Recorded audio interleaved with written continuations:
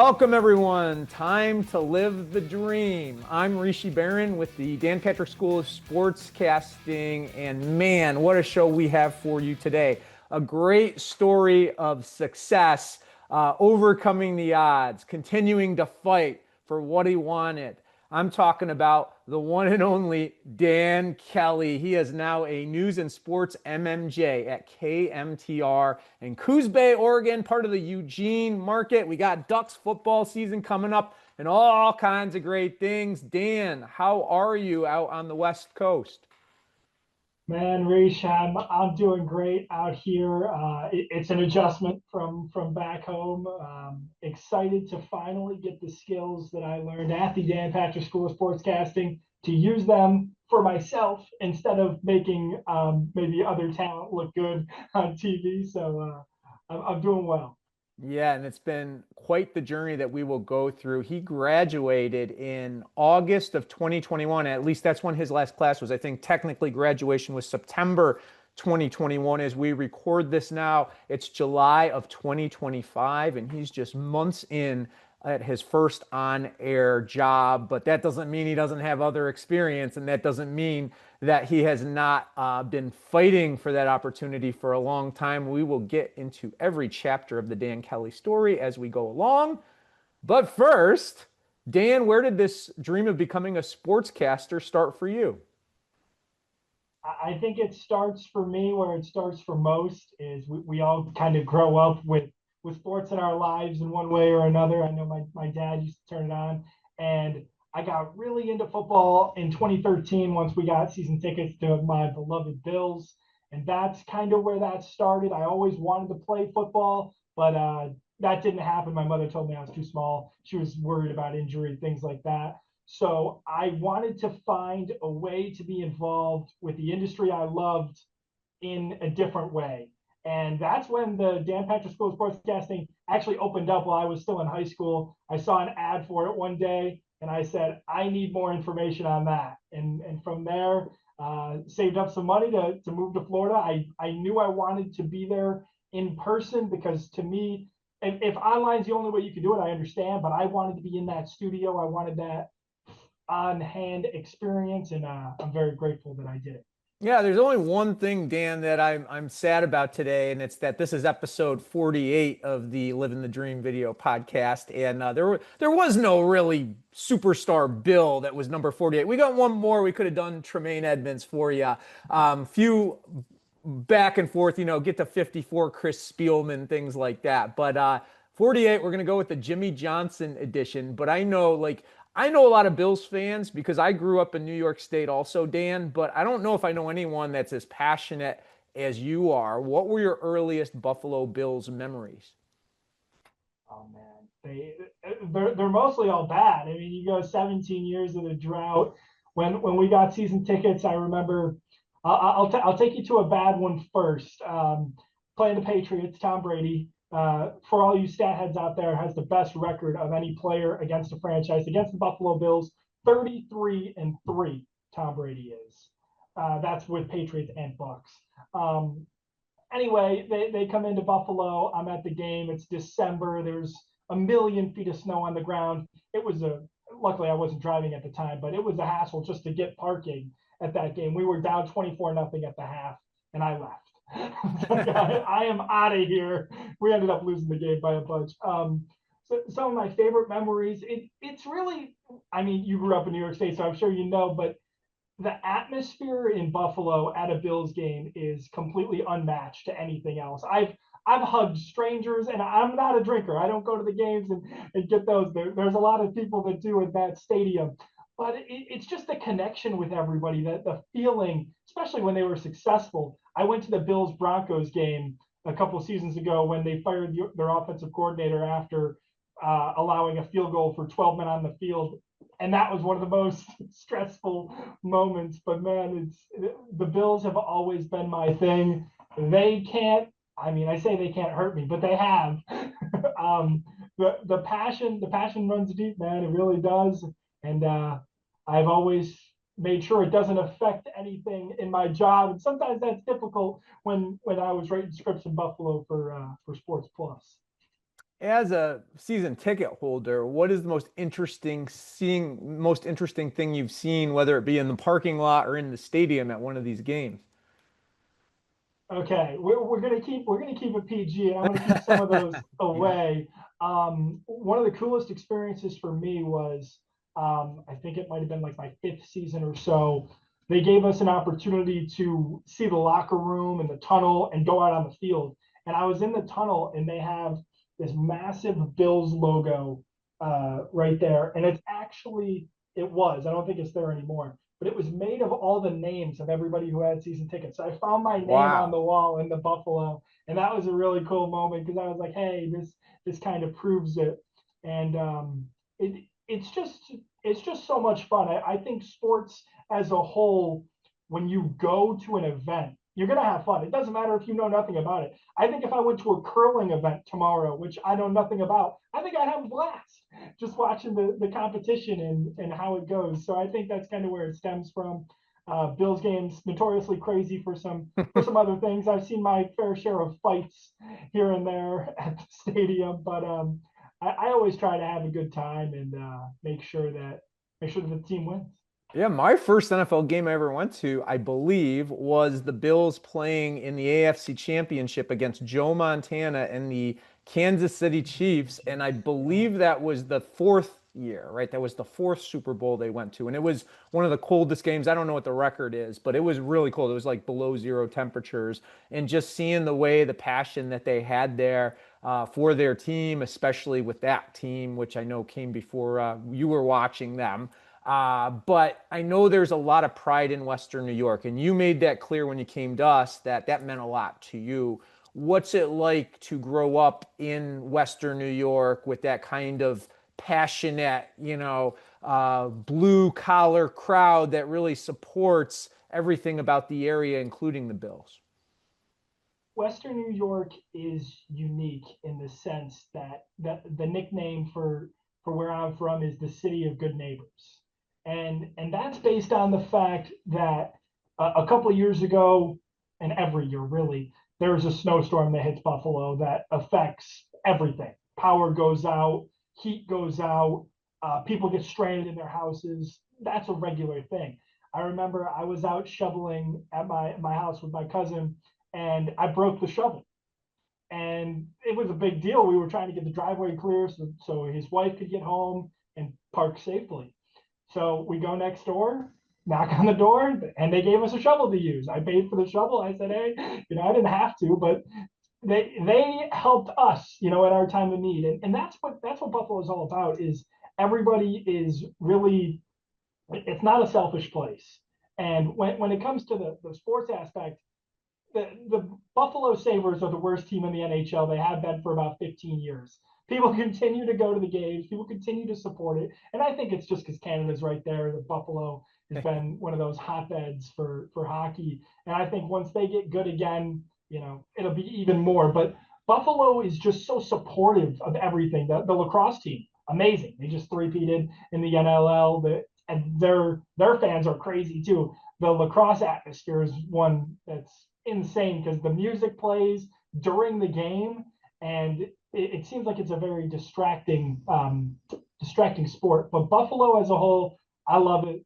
There's not a lot of words I can use to describe it other than it's just good people who care.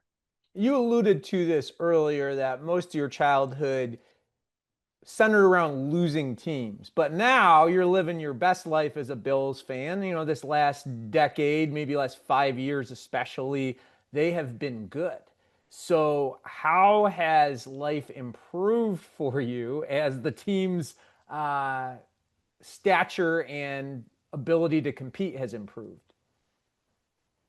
I think, I fell in love with football in 2013, and it wasn't just the Bills. It was the entire league as a whole. So what the first player that ever got me into the game was LaDainian Tomlinson on the Chargers, and I was amazed, and that's what kind of got me into football. And then I was on a running back kick for a while. Now, obviously, the Bills having the best quarterback in the league, the MVP, so I can say that. It's great, man. I think one of the coolest things is seeing how it affects those Bills fans that are older than me, that experienced the Super Bowl years, that experienced the success, and now seeing it once again with a different team. I think that's probably my favorite part, is like watching their reaction, because for me, it's like going into this season, for example, I'm expecting the Bills to go on a deep playoff run, if not make the Super Bowl. They're that team. They're really good.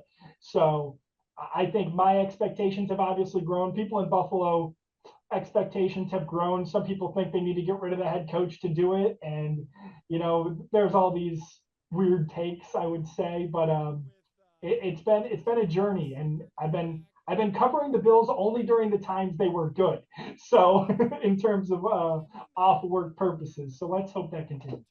That's Dan Kelly. He is an MMJ at KMTR-TV, Coos Bay, Oregon. And hey, we've talked already at length about your Bills fandom, but something else you're interested in, wrestling. Where did that grow from?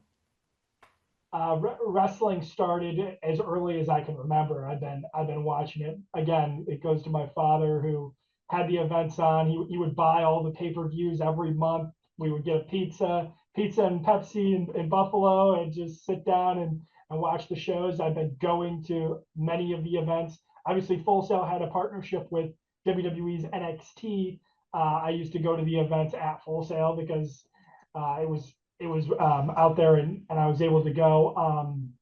It's larger than life characters, man. It's larger than life TV. It's drama. It's everything you want. It's an action movie, but it's weekly TV. That's how I like to describe it, and it's it's a trip, man. It really is. I love it. They're coming out with a new show. Actually drops today on Netflix, kind of peeling back the curtain on how things work behind the scenes. So I'm interested to see how that all works out. How do you think watching all those big time personalities influenced your style as a broadcaster? I think, I'm going to speak a little bit in the third person here. I think Dan Kelly's always been a selfish kind of person. He's always put himself first, and I've always looked at myself as, and not in a narcissistic way. Maybe when I was younger, it was more that way, but I would always say, "Hey, I'm better than whoever you put next to me," and that's how I felt going through school, and that's how I feel now. Still to this day, I always say, "Hey, like, what do I bring to the table?" And again, not in a narcissistic way, but in a way that I've always had an ego, and I don't know. It can be a negative thing, I'm sure, and has it affected negatively? I'm sure it has in some ways, but I always look at the positive side of things, and yeah, I speak a little louder than most, and my bills, are on my sleeve, things like that. But I think that's Dan Kelly, and at the end of the day, it's gotten me to where I'm at now, and it's going to get me to the next step soon. That sounds like that's always been in your blood, but you're certainly, I'm sure, a different person than you were years and years ago. Introduce me to high school Dan Kelly and how he maybe was different than where you are now. High school Dan Kelly. He didn't know nearly as much as he does now. I think part of it is I did not do well in structured learning environments such as high school. I struggled with testing. I struggled with what I call remembering, because that's what I think high school is about. It's not about learning, it's about remembering the topics or the specifics. And it was never my thing. I was never a big history buff or science nerd or anything like that. I was big into English. I liked writing. I liked reading. Things like that were my favorite things. So again, during high school is when I discovered the Dan Patrick School of Sportscasting, and from there I set my goal. I knew I was going to take a year off after high school just from being burnt out. I also needed to save money to come to Florida, and that's where that all started. I told people, "Hey, I'm taking a year off, then I'm going to school." Everybody told me, "If you take a year off, you're not going to do it. You're not going to do it. You're not going to go." And it's like, no, like it's in my plan that this is how it's going to go, and it all worked out. The important thing about plans is that you follow through on them, and you did that. You have your degree from us. You are now working in the industry that you said you wanted to work in. one thing I know about you is you've never been afraid to do the work, and that included the Golden Arches. And anybody who's watched the show, previous episodes before, including one with a young man named Sherwin Shelton, who also worked in management at McDonald's, knows that my first true job was at McDonald's, but I didn't work there for 8 years like you did. Uh, Take us in the side door to that experience working for Mr. McDonald. Ronald, I think his name is. So I mean, it all started in high school again. I didn't want to work. My sister was working at McDonald's at the time, and they needed help, and I was kind of talked into, hey, you're becoming an adult. You need money for things, so I ended up taking the job. I worked at one location for about a year until I transferred to a location closer to home, and that's where I met really my first like boss that I liked. Like he was a good guy. We got along great. He was a big fantasy football head. He would always pick my brain on that kind of stuff. Big Bills fan as well, so we would talk about that. And when I was at McDonald's in my early years, the only thing I wanted was to be respected, because I think in fast food a lot of times people just look at you as the guy giving you their food, and that's not how I wanted to be. So I worked into management eventually. I got the tie that I wore to work every day, and it felt good. But nothing changed in terms of the way that coworkers or employees would feel about me. Maybe they felt worse, but it was never a positive thing. So when I came out to Florida, McDonald's continued because it was right there. I didn't have a car when I moved to Florida. I walked every day to school. I walked every day to work, and they were right next to each other. If you've been on campus, you know exactly what I'm talking about. It was never designed to be a thing that I wanted to do for as long as I did it. But once I got into the 6, 7 years, and I was in school and working at the same time, I wasn't going to go look for something else. I just wanted to stay comfortable. And then when I got back to Buffalo, that's when I said, okay, we're done with the fast food. I've always said that is the hardest job I ever had. And I didn't work there that long. I worked there for like a year, but like I learned a lot about being a professional and how to handle myself in stressful situations. It's nonstop, right? People keep coming and coming. What did you take from the Golden Arches that can be applied to now being a professional in a different industry? I think the biggest thing that I learned was to respect everybody from the bottom of the ladder to the top. I remember one day the owner came in, and I had just come from school, high school at the time. I was wearing the wrong shoes, and he didn't mention it. He didn't mention anything about, because my shoes were white and they were supposed to be black, and he did not mention it. But somebody else pulled me aside and like berated me, and I was like, listen, I just came from 11th grade English. Like I don't care. Like I would love to have the right shoes on. I get it. And there was another instance where when I was a manager that I ran into other managers who maybe had different feelings and would treat people with disrespect. So really the thing I took the most was to treat everybody with respect. That's Dan Kelly. I sure respect him. He's worked hard to achieve his dream. Now working in the land of Steve Prefontaine, Coos Bay, Oregon, and soon to be the land of Dan Kelly. He's trying to make his name for himself there as he continues his journey toward all of his big goals in this industry. You took a year off, then you came to Full Sail. Why did you pick us? It was simple. It goes back to the non-standard learning environment, hands-on experience, the opportunity to work with people who've been successful in my field, and it was a way to get out of the comfort zone.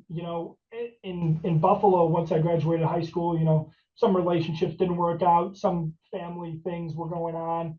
I didn't want to be there at the end of the day during that time, and this was another way. It was in the plan to go to Florida and get started there. Obviously, I'd heard of Dan Patrick, and I supported his career, and I was like, all right, let's get this thing started.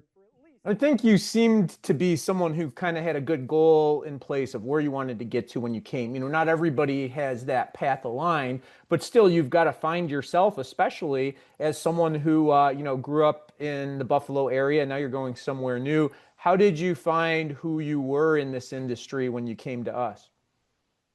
You know, I think I've always had a good sense of who I am and what I want. But looking back, when you really peel back that layer, I had no idea what I was doing. Yeah, I look at my first performances from intro to sportscasting, and it's like, holy, the leaps and bounds that have happened. I think I had a really hard time adjusting and making friends, especially because I was in the slower path, the pathway program. So I would make friends, and all of a sudden they're 3 classes ahead of me. So that was really tough for me. And but that's where it started in terms of I've always had a strong work ethic. I put everything I could into my studies. The only problem was those golden arches where I missed out on opportunities for those IL opportunities for basketball games and shoots and interviews where I wish I could have done it. And that's the one thing I would change if you asked me one thing I could change. But it was tough. But I really just tossed myself into my studies and did the best I could in my classes. You bring up a good point, though. Not everybody has the time to do everything. It'd be nice to, I know you would have based on your personality, but a lot of people do have to work their way through college, be able to pay the bills. What advice do you have for anyone else who's trying to work and go to school at the same time? Man, it's tough. I think you really need to have a strong work ethic and know what your main goal is on either side. Obviously, you got to work to pay the bills. I was in that same situation, but I wasn't the same worker that I was during the time that I was going to school than I wasn't. In terms of that, hey, maybe I'd help somebody pick up a shift. Maybe I'd stay late. Maybe I do this. Maybe I do that. But when it came to, hey, I'll give you a prime example. I was working nights, so I would work 11 p.m. to 7 a.m. And then I'd had class at 9 a.m. sometimes, Hmm. which was tough. But hey, I did it.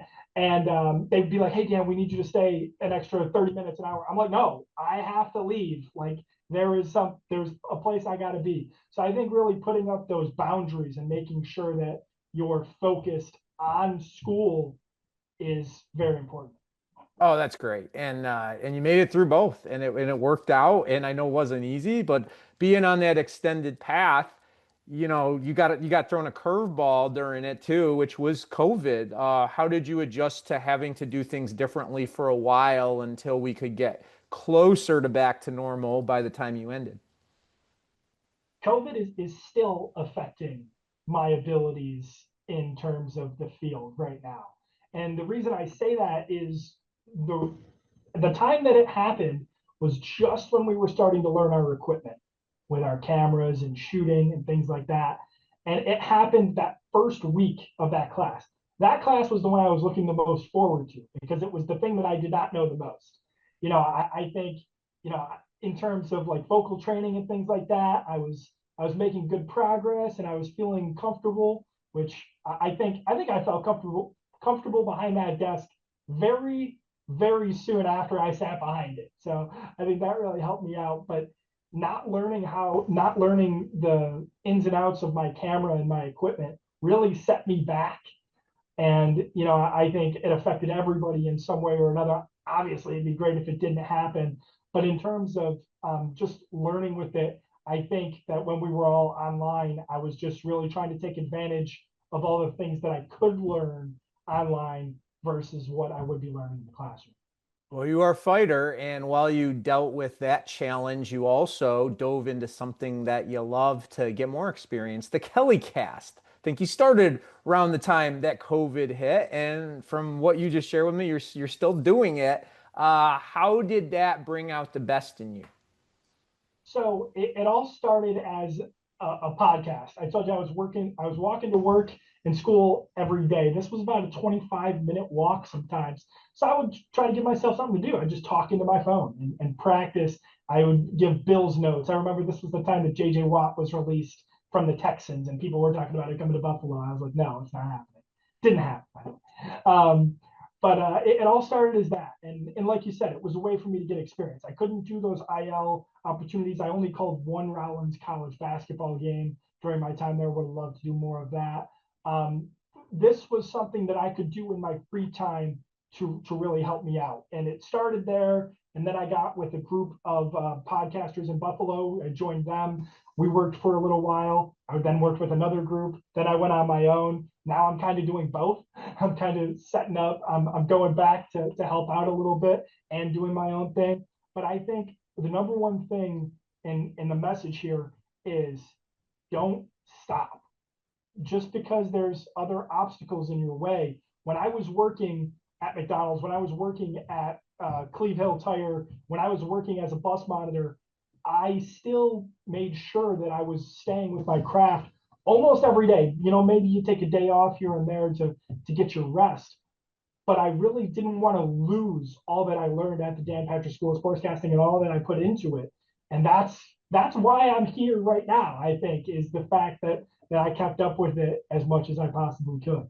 You were always good about asking for feedback too, right? You always wanted to grow and get better. But back to what you said before, you are someone who's confident in himself. You kind of got that certain kind of mentality. And I know it wasn't always easy to hear the feedback when you got it. And one area of growth I think I've seen in you is you got better as you got more and more feedback at listening to it and try to take the most out of it you could. How were you able to adapt to all this feedback and then find ways to grow from it? I think the hardest thing with feedback is, especially when you're just starting out, it's like you think you know everything. And I know I was like this in terms of when I started. I know I was like, what they're gonna say, I already know what they're gonna say, kind of. And I don't think that was the right way to go about it. But feedback, I've always been willing to ask out, to reach out for it, because it is the most important thing. And I think I've gotten on people's nerves. I think I've gotten on people's nerves in Buffalo for it. I think I got on people's nerves at the school. But that's I didn't care about that, because it goes back to what I was telling you. I'm selfish in terms of I really want to put myself in the best position. Now I'm going to respect, your timeline, your timetable. Hey, don't send during this time, whatever. But I think it's important to show the real thing. I'm not going to just send you a clip because it's my best. I'm going to make sure, hey, I send you maybe not the best. Maybe I'll pick a clip on purpose to be like, hey, I think this is what's wrong with it. Maybe they have a different mindset. So I think I've reached out to multiple different people as well. I have so many different relationships in Buffalo with photographers, reporters, everybody in that building. So I send it to one of everybody and see what everybody thinks. And it has really helped me. And I think it was hard to realize that I wasn't getting it when I was in school, in terms of I was always a little bit behind the eight ball, and I didn't feel that way at the time. I felt that I was on par with everybody. And then, again, you go to looking back and it's like, okay, maybe I wasn't quite where I thought I was. Well, that's okay. It's okay to find ways you can grow. That's how you get better. And I'm really proud of you for that. And I like what you said about having a variety of people that you reach out to, because everyone's going to have a different opinion. And you might take little bits and pieces from each of them, and then you formulate that to find what you like and where you want to go. And when you got back on campus, I remember that the end, especially especially your last month with me, obviously I know that well because I was with you every day. Just that passion you had, you could tell you had that drive to finish strong. What was your mentality heading into your last few months with us? It was tough because I didn't know what was going to come after school. My lease was coming up. I didn't get to walk the stage at graduation, which maybe eventually I'll do if I get back down there. But that was one of my regrets. But my lease was up, had to leave. During my last few months, I think it was just about giving it my all. And the one thing, I already mentioned one thing, but I'm going to mention another thing that I would go back and change. I talked to Mike Stinton last month about this. The wardrobe, man. I did not come prepared in terms of a correct, proper, and a clean wardrobe. So those clips that I have that I thought that were really good, and might have helped me break into this industry sooner, I wasn't able to use because they didn't look good. So that's really important. And I think I really just wanted to show that everything that you guys taught me, I was doing, because though you didn't see me on an opportunity for IL, or though you didn't see me where every other kid was, I was still really trying to stand out in my own way. Well, I told you that there would be a question I really wanted to ask you because I don't think I've ever gotten your perspective on this before. So it's a surprise question, I bet, that you probably weren't expecting. And I don't think you're the one who told me this. So that's why this is fun for me. So last month of school, you come in and we were pretty early in the process of doing what we call the mock interview. Okay, it's an opportunity for students to go through kind of a simulation of an interview for a job that they actually want. And people at career development treat it very seriously. You can do that after you graduate too, as many times as you want. So anyway, a little birdie told me, and again, I don't think this was you, that after the day when I explained that, yes, you have this opportunity. If you don't do it, you're not going to fail, but you'll take like a 3% doc for it. A little birdie told me that you had said, well, I don't know that I need to do that. I'll take the 3% hit, whatever, right? For whatever reason, you changed your mind and you did do the mock interview. And you came in the next day with this huge smile on your face. Oh, that was the best thing I've done at Full Sail. I learned so much. It was such a great experience. It was amazing. I'm so glad that I went. So I don't even know if you remember any of this, but what made you decide to go into it and what did you take from it? Okay, I'm trying to remember back Yeah, you may here. not even remember this. Um, I think that's very plausible, something I could say. And I think maybe the reason I said it was based off of timing issues or not having enough time to do certain things. I do remember taking it, and I've even taken one as recently as like 2 years ago or 3 years ago after college because I was still trying to get my foot in the industry and I wanted a refresher. I think that, like I said, I thought I was ready when I wasn't, and having that job interview, I've always found it difficult to talk about myself or really explain me because I think I'm a very complicated person, and I think maybe if you're hearing this, you might view me one way where Rishi, who knows me, knows that it's a different thing, you know. So I think that that's really tough to describe, but yeah, I was really glad that I did it because of the feedback that I got and the way that it helped me moving forward. I still don't think I'm the strongest interviewee, but it definitely helped me grow in that department. Yeah, reps are so big and interviews are part of it, right? I think that, we try to make it a point at the end of the program to make you think about that stuff, right? It's easy to focus on the skills and how to do the job and all that. And I'm really proud of you because you went into that, you crushed it, you did really well with it. And I think it prepared you for kind of the series of things that were going to come next for you. Overall, what was your experience like with us by the time you did get to the end, overcoming all those challenges, work and COVID and everything else to get to the finish line?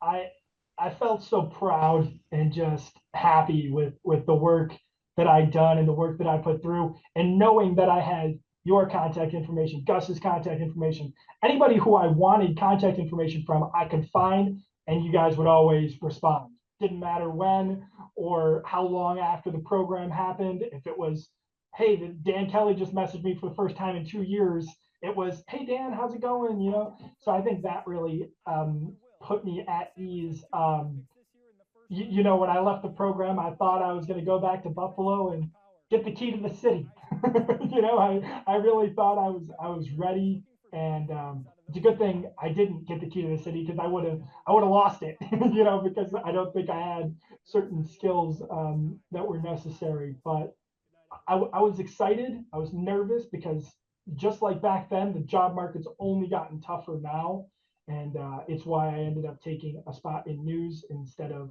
just sports. Um, but I was really happy with the decision I made. The instructors, you guys are great, super helpful, and just I was going back to Buffalo with that mindset of I'm gonna kill it, and it didn't happen right away.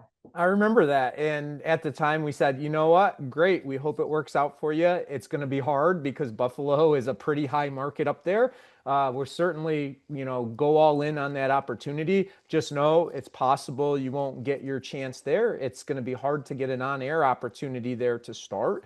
And as you said, you went in thinking it was very likely, and as you learned, it wasn't as easy as it came by. I'm sure that was a difficult period for you with what your goals were. How did you adjust to getting that rejection that, no, we're not going to put you on air in Buffalo right away? I think at that point, I was just so confident that opportunity would come to me. And that's the wrong way to look at things, especially when you're a fresh graduate. You should be chasing everything. I was more of the mindset that, hey, these are the places that I'd be open to working. I'll put out feelers and emails and things like that, and they'll get back to me. And not only the hardest thing about the time between Full Sail and WIVB in Buffalo is it's not the rejection, it's not the no, it's the nothing, it's the silence, it's the you're not even good enough to read your email, you're not good enough to get a call back. That was the toughest obstacle of all, and the way I got through it was just to do it every day. I looked for jobs every day, and I made sure that I always had a positive attitude, because I think that if you come in with a less than positive attitude, it can be they can see it, they can feel it. And I kept hearing from you, and I know many other people did as well. You weren't giving up. And that was, I think, the greatest testament to where you are now is obviously you're a very talented, skilled, smart, intelligent person. But if you give up, it doesn't matter, right? And you didn't give up, but you had to make a living. You had to find your way through that period. You mentioned some of your jobs before, the ones that I have noted down here. Working in the audio and tire business, or working for the auto and tire business, working in the food and beverage business, helping special needs students on and off the bus. All important jobs, just not the one that you had signed up for.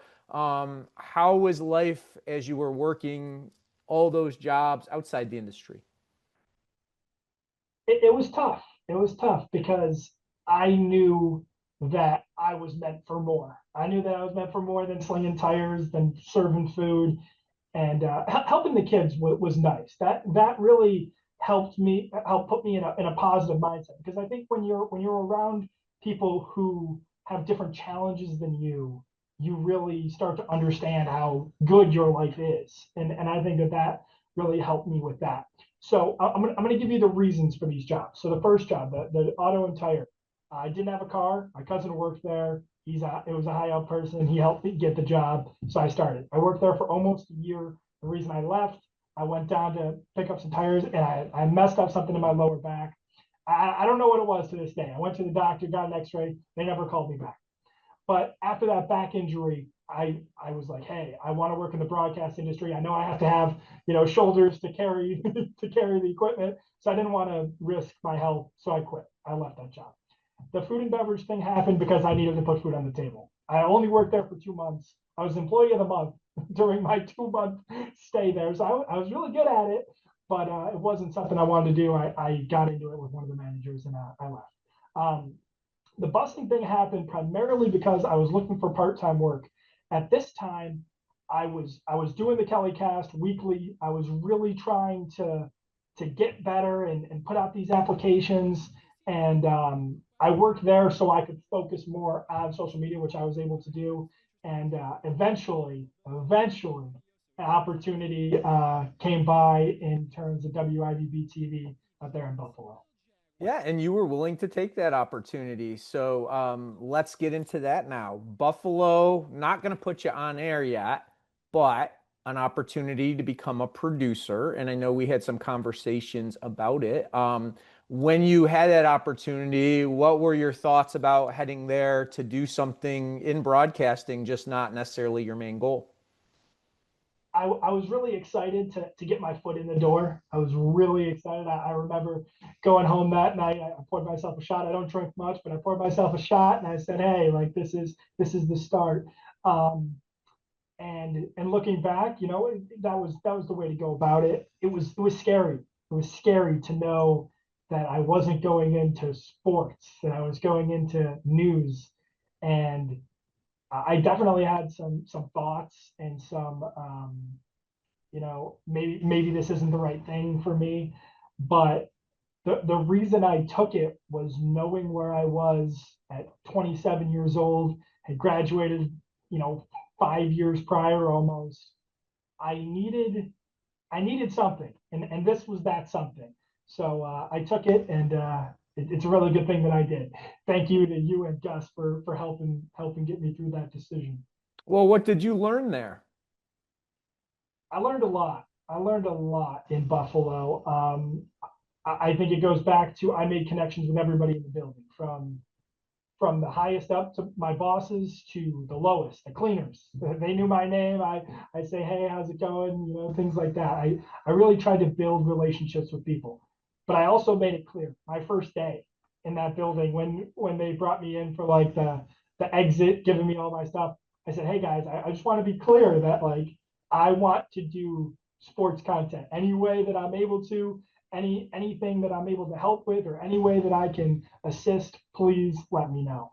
And at the time, they had a sports show that was on hiatus just because of the year it had ended, and I knew that the producer for that show, because of the connections I had, I knew that the producer for that show was no longer on that schedule. So that was open. So I went to my boss. I said, hey, I want to do this. Can I do it? And luckily, they let me do sports. But that was 6 months in. So my first 3 months as a producer was tough in terms of I didn't feel confident in what I was doing, the stories I was writing, and things like that. It grew as time went on, and I think I became a really good producer in terms of video aspects, elements, keeping my reporters on task, things like that.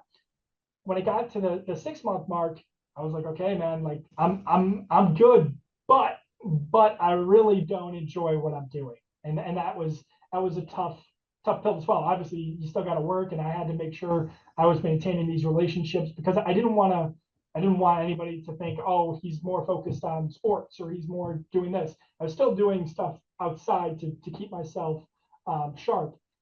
And then at the 6 month point, that's when the sports show opens. So I joined the sports show, and things start really well. The first month, everything's good. I'm happy. I'm working on my show. And about a month later, I write a sports script, and the sports guy comes over to me. He goes, Dan, this word here, this is a news word. This isn't a sports term. He said, I would never say that. I said, man. So I had this conundrum of writing for news and writing for sports. To me, they're opposites. Maybe not to everybody, but to me, they're opposites. So I had to get myself, hey, how do I write sports again?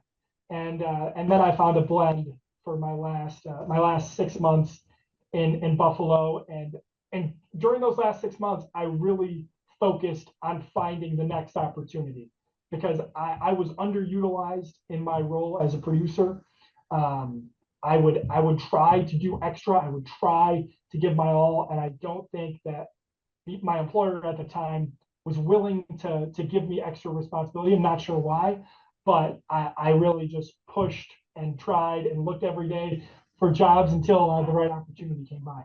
Yeah, and sometimes the disappointment can actually be good because it's fuel to lead you to the next place. People can get complacent in roles that are, beneficial to them, but not necessarily where their heart lies. So I think you got a good combination of both, wow, I'm learning a lot, I understand this, I'm getting better, but you also got the, hey, there's more out there for me, I'm going to go after it. And one thing they did a great job with for you was they let you go and get on set at the station. You went out and shot your own stand-ups, but that all required extra work for you. Why was it worth it to you to do all that extra stuff to keep chasing your dream?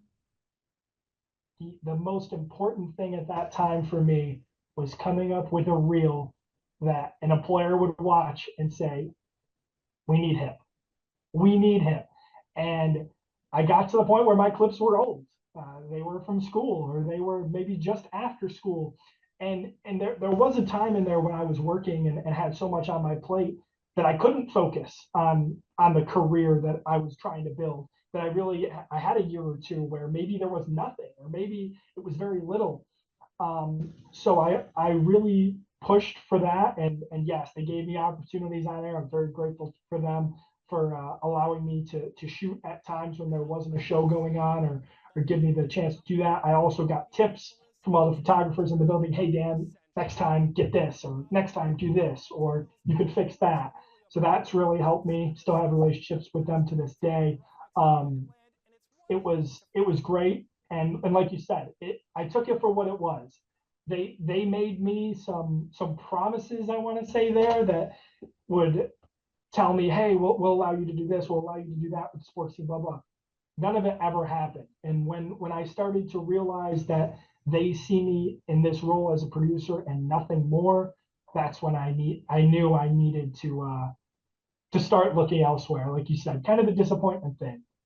You kept doing the work though. That didn't let you down, just like the initial silence you got, which by the way, a lot of people get. I got it. So it's not, it's just kind of a thing in our industry. It has nothing to do with where you stood. It's just how unfortunately things go sometimes. But you kept working. I heard from you more than I heard from anybody else for feedback. You showed up to the Dan feedback sessions with Gus as well. I know that feedback from me and from them and from other people wasn't always what you wanted to hear, but you kept coming back with more and you kept getting better and better. How beneficial was it for you during that process to continue to reach out and get feedback to help you with your growth? It goes back to a specific feedback. It's November of 2024. So I'm going to take you back for a minute. Happy Thanksgiving, Dan. The first feedback I ever got from Dan Patrick was basically, hey, you're too loud, you're not comfortable, and this just isn't good. And it stunk. It stunk. I did not want to come to school the next day because I was like, man, he doesn't believe in me. He doesn't.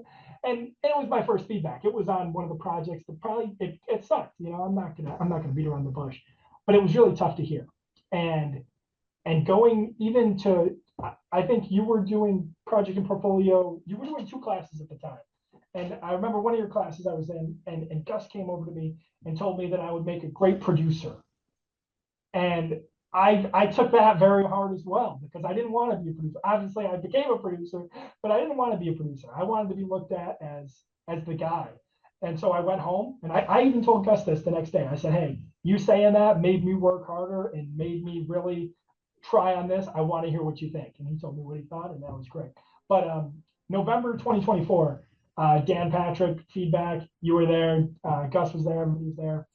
He watches my stuff, and he just says it was good. And like for me, I'm in my newsroom at the time. Everything's kind of going around, and I'm just like zoned in, just smiling ear to ear. You couldn't take the smile off me for like a week because I felt so happy to get that recognition that, hey man, like, and he said, we're proud of you. And you guys have said it too. And that's always helpful to hear it from all of you was amazing. And I was just in such a great mood for so long. And that really pushed me. Hey, Monday, you're working at this time. Okay, go out and shoot before. Okay, you're working this time. Go out and shoot here. Just do the work because I knew once I heard that okay, if Dan Patrick is seeing something, I need to get this demo reel in the hands of somebody who needs somebody for this position. And it didn't end up with the sports thing, but it did end up with the next step in the industry.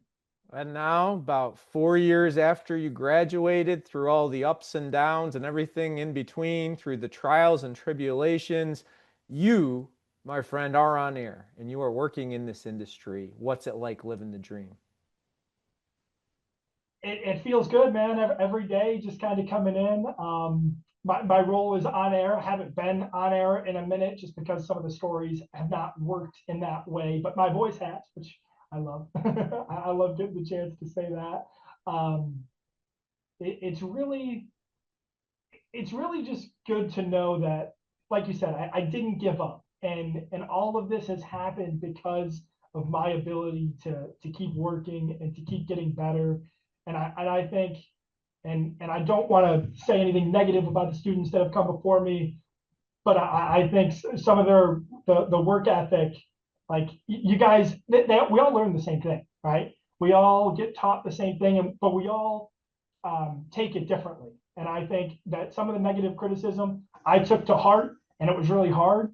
And sometimes, you had a tough day or a day that the shoot didn't work, but just getting up and doing it again and doing it again. They tell you guys reps, reps, reps, reps. It's true, man. I don't know how many reps it took before I thought I was good. And now in this new role, going from producer to on-air talent, I'm still not at the point where I'm happy with exactly what I'm doing. There's more work to be done in my shots, in my writing, in everything. And I think that's the number one thing, is to just keep working, even when you're there, because the second you stop, it's over. Well, that's how you get great, right? It doesn't matter how long you've been doing it. Dan Patrick used to stay after he did a Sports Center and watch the whole show and critique himself afterward, right? That's how the great ones became great, right? Sebastian Telfair, you know what he did in the NBA? Me either, because he didn't do anything. He was like the biggest thing ever coming out of high school when he was in the NBA. The great NBA players, the great NFL players, great everything. They put the work in to keep being better and better. So I guess that leads to, for you, what are you working on now to take that next step? I think the number one thing for me right now is keeping these scripts conversational, making sure that they flow really well, and making sure my shots make sense when I'm shooting, not just showing B-roll for B-roll's sake, but that it has a purpose. I did a sports story last week. I would consider it technically my second, but it was more my first. And the shots didn't turn out well, and I was really disappointed with the shots because the story I told was so good. So that gives me motivation to really get better with my camera. And I think just I have connections now with people in Eugene, and I'm hoping that once the time with this job wraps up, that maybe I'll be considered for another role here in the company. Well, what makes me feel great about your future is you've been willing to bet on yourself. You went to the producing job in Buffalo, betting on yourself that would lead to something more. It has. Now you're moving out to this place you'd never been in your life. Mr. Buffalo is as far from Buffalo as you can be in the United States, and he's working there. What gave you the courage to take that chance to move all the way across the state? It's tough to describe it. I think that the Buffalo, it was becoming. I mean, it was the norm, right? I grew up there. All my family, all my friends are there. It was very tough to make the decision to leave. Relationship loss, you know this, but that's tough. The reason I did it, I had conversations with you. I had conversations with Gus almost daily. I called Gus like 4 times in one day just to be like, hey, like, are we doing the right thing here? And everybody was telling me one thing. And what I did when I got the offer, I took 3 days, didn't talk to anybody outside of my home. I didn't talk to my girlfriend at the time. The only people that were I was speaking to was people in that home, and I said, I got to make this decision for me, because whatever you say, whatever you say, whatever you say, it's not going to matter. Like, you guys can have certain feelings, but I got to do it for me. And during that time of self reflection and thinking about what was next, I realized I was getting less and less happy with my role in Buffalo. Like I said, I was just underutilized. A lot of the times I would show up just to sit there, and I would really hate it, because I like doing work when I'm at work. You'll know that by my 10 years at McDonald's. And two, this guy saw my reel and said, "Hey, that's what we want." And to have that feeling of somebody actually, like, having positive thoughts. Maybe that's the first time he saw me as well. He saw my work and he said, "Hey, this is who we want." I was like, "All right, Oregon, it is." It was tough. It's still tough to this day. We're going on 3 months here, but I it goes back to school during COVID. I toss myself into my work every day. I try to make that my most important thing, and try to get better whenever I can. Yeah, you haven't been there long, but where have you seen the most improvement so far? Most improvement. That's a question for for somebody else, because I think that there's still work to be done for me in terms of sometimes I get back and I watch my interview and I think this is the perfect question. Why didn't you ask it? And I think I I really try to prepare for everything. And sometimes I think there's over preparing where instead of being in the moment, you ask the next question on your little notepad here. And I need to get better at balancing that in terms of being in the moment and keeping my questions good. Like I said, camera work is something I'm really trying to get better. I've been trying to work off tripod to work on a steady hand, and that's been awful. No, just use the So, tripod till you get good at it. That's the key but with there. those sports shots, when you're Well, yeah. following somebody, Well, it it depends on what you're shooting, right? So if you're shooting it for a package, use your tripod. Obviously, if you're shooting a live football or basketball game, it's different, and all cameras are different. But in terms of trying to shoot stories, I would use yeah. that tripod as much as possible. I've just been, practicing here and there. Sometimes, like I'll take a bunch of shots with the tripod to have, and then I'll just go, okay, let's see how steady of a shot I can get, just to practice. Like I said, And practicing. here's another one for you too. I don't know if you've thought about this much or if anybody's told you this, but what's important if you want to keep your shot more steady off of the tripod, zoom out as much as possible. So get the zoom all the way out and then get closer to it, right? You don't want to zoom with the zoom on it. You want to zoom with your feet by walking up to it.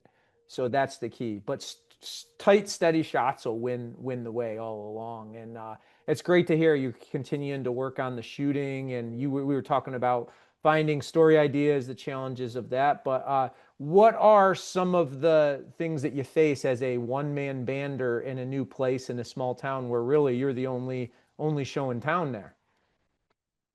I think that's the tough part is being the only thing, and like I said, making connections here has been tough. It's a small area with things are a lot more intimate. You can't find things online as easy. You don't really know what's going on, so I'm really trying to be plugged into everything.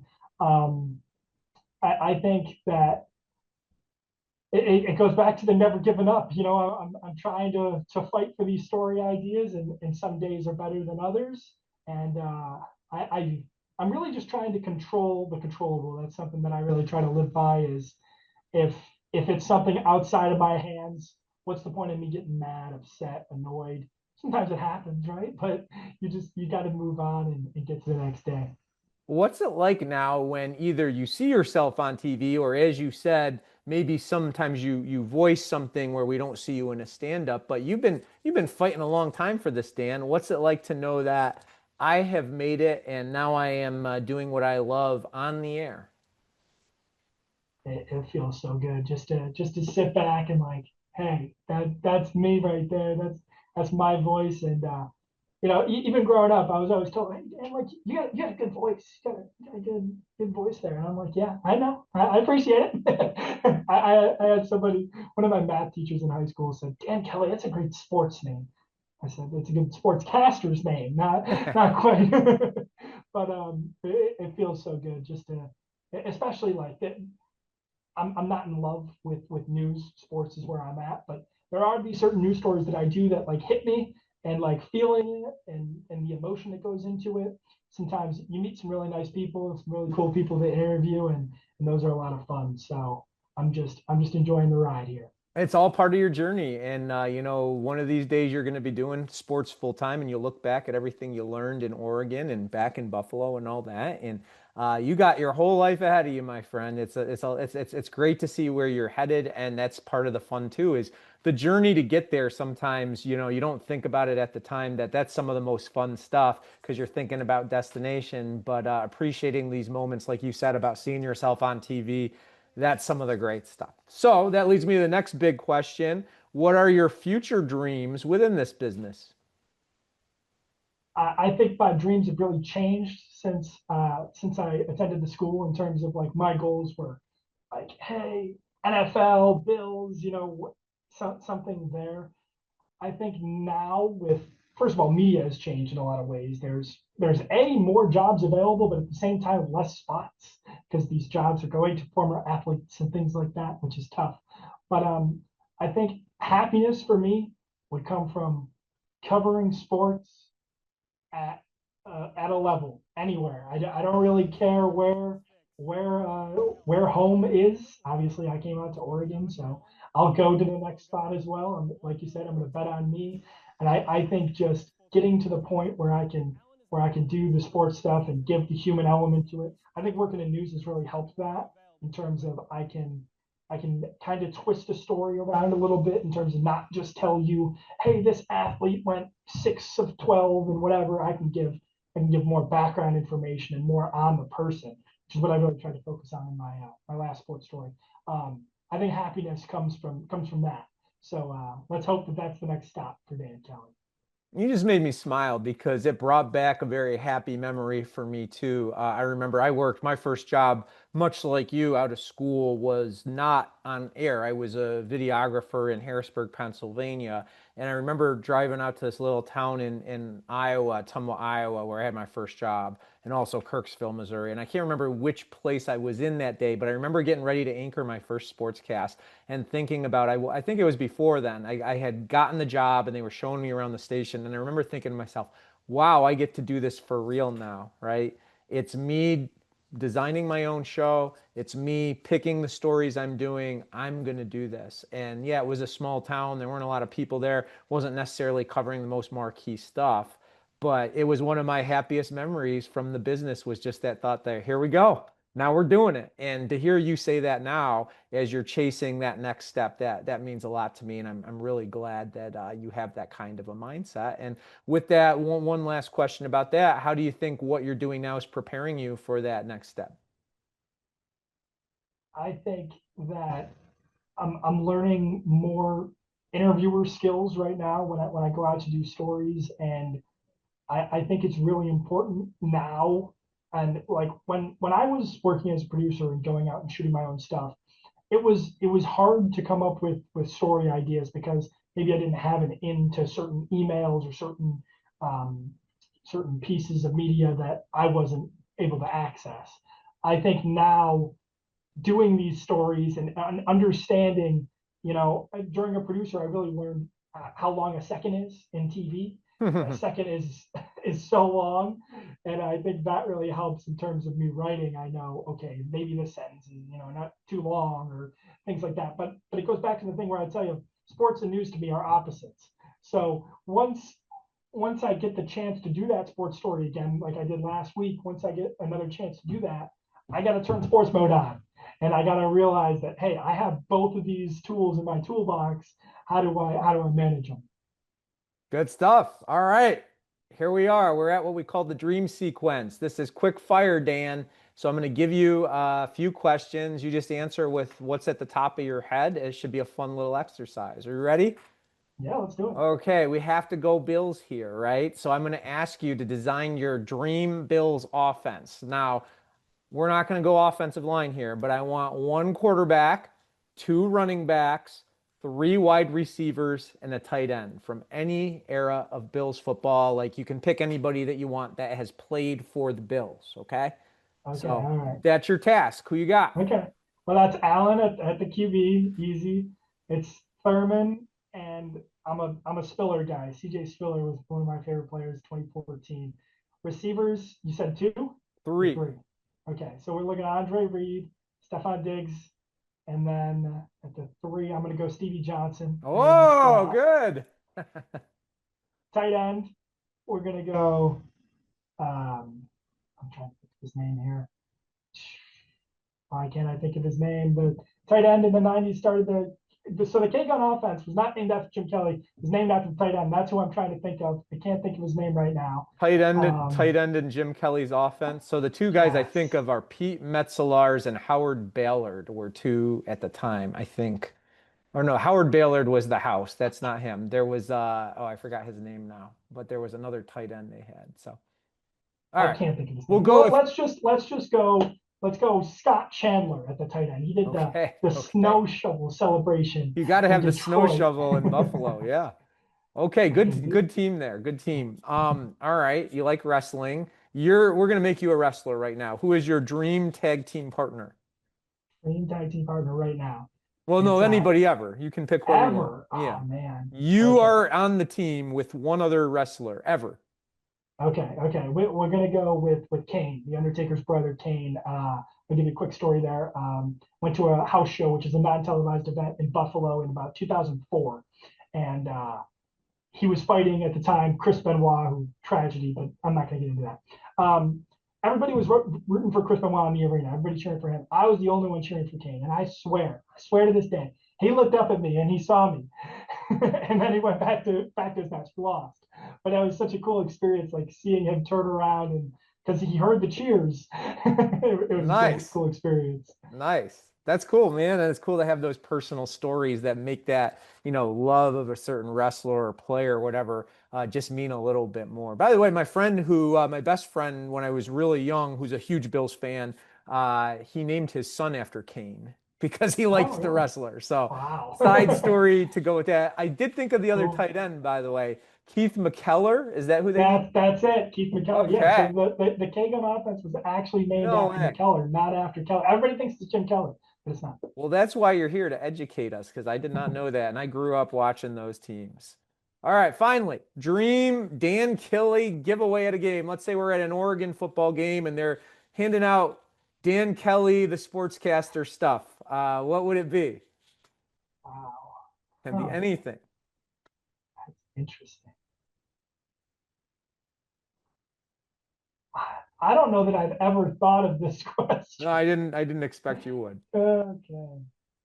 Well, let's keep it easy. Let's just do some Dan Kelly cups. Put my face on a cup, toss it in with the fine china. Beautiful. All right, final question from me. What advice do you have for other Full Sail students or other young broadcasters who may be watching this? I think it's most important to believe in yourself. Be a little selfish. Don't worry about the fact that some people might say you're arrogant or a little narcissistic. I think it's a good thing. I say that to everybody in every field. I just think it's a really good model to follow.